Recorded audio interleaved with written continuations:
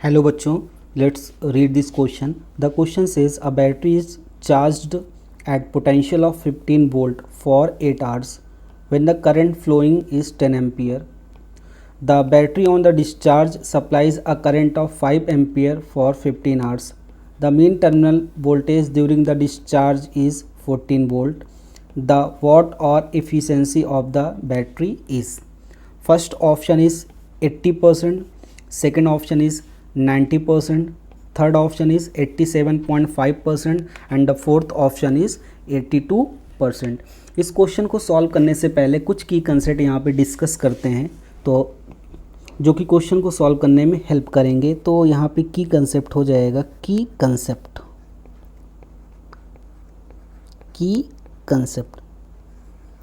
यहाँ पे हम कंसिडर करते हैं हमारे पास एक शेल है, यह एक शेल है और इसका ईएमएफ कितना है एप्सिलॉन, और इस सेल का इंटरनल रेजिस्टेंस यहाँ पे कितना है स्मॉल आर. और इस सेल को हमने किससे कनेक्ट किया है, यहाँ पे एक एक्सटर्नल रजिस्टर हमने आर से कनेक्ट किया है.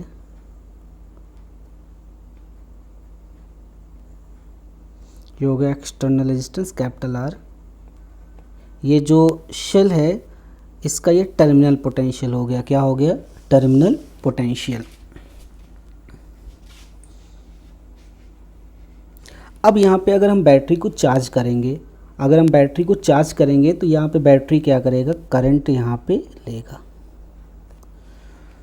तो यहाँ पे कितनी एनर्जी डिसिपेट होगी इसको चार्ज करने में, तो एनर्जी डिसिपेट अगर हमें कैलकुलेट करेंगे तो पावर का जो फॉर्मूला होता है ये होता है work done per unit time. तो यहाँ पे वर्क डन यहाँ पे आ जाएगा P into T.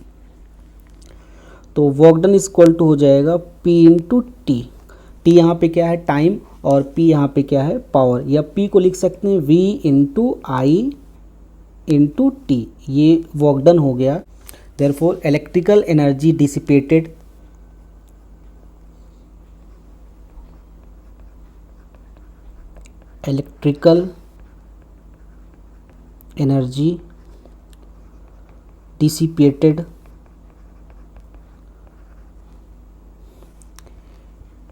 in charging of battery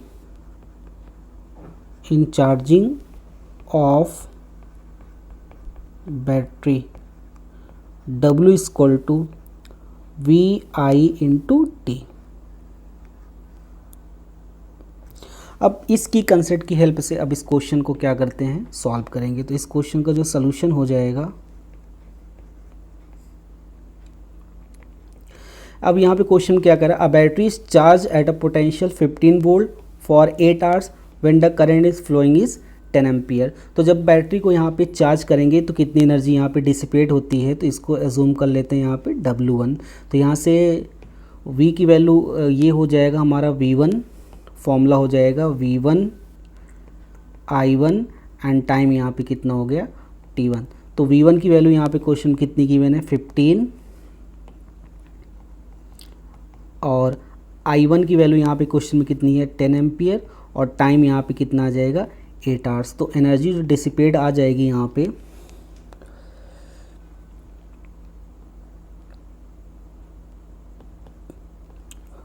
1200 what are.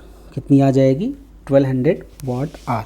ये एनर्जी डिसिपेट हो गई जब हमने किया कि बैटरी को क्या किया यहाँ पे चार्ज किया. अब आगे क्वेश्चन में क्या कह रहा है, the battery on discharge supply A current of 5 ampere for 15 hours.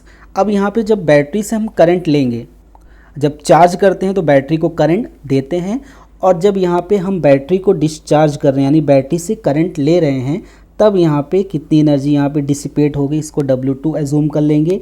ये हो जाएगा V2 I2, टाइम यहाँ पे कितना हो गया T2. तो यहाँ से V2 यहाँ पे क्वेश्चन में कितना दिया है 14 वोल्ट, और I2 यहाँ पे कितना है 5 एम्पियर, और टाइम 15 आवर्स. तो ये W2 यहाँ पे मिल जाएगा हमें 1050 वाट आर. तो वाट आर क्यों, क्योंकि यहाँ पे टाइम की यूनिट क्या दिया है, वहाँ पे हमने आवर्स लिया है. तो ये आ गया हमारा एनर्जी डिसिपेट जब बैटरी यहाँ पे क्या हो रही थी, डिस्चार्ज हो रही थी। ये जो WN यहाँ पे हमने कैलकुलेट किया है, ये कब की एनर्जी है, जब बैटरी यहाँ पे क्या हो रही थी, चार्ज हो रही थी, कितनी एनर्जी यहाँ पे डिसिपेट हुई। और ये W क्या है, 2 क्या है यहाँ पे, ये है एनर्जी जब बैटरी यहाँ पे डिस्चार्ज हो रही थी, कितनी एनर्जी यहाँ पे क्या हुई, डिसिपेट हुई। अब यहाँ पे क्वेश्चन में पूछा है हमसे the watt hour efficiency of the battery. Efficiency यहाँ पे हो जाएगी watt hour efficiency equal to हो जाएगा, तो यहाँ पे इफ़िशियंसी हो जाएगी energy dissipated on discharging divide by energy dissipating on charging into 100 W2 1050 R। तो ये आया था 1050 R। और यहाँ पे W1 क्या है, जब बैटरी को हम लोग चार्ज कर रहे थे तो कितनी एनर्जी डिसिपेट हुई थी, W1 ये आया है 1200 वाट। तो ये आ गया 1200 वाट R इंटू यहाँ पे क्या हो जाएगा, ये 100, 2 0 से 2 0 कैंसिल कर देंगे, ये हो जाएगा 1050 डिवाइड बाई 12। तो यहाँ से इफ़िशेंसी आ जाएगी, इफ़िशेंसी इक्वल टू यहाँ पे आ जाएगी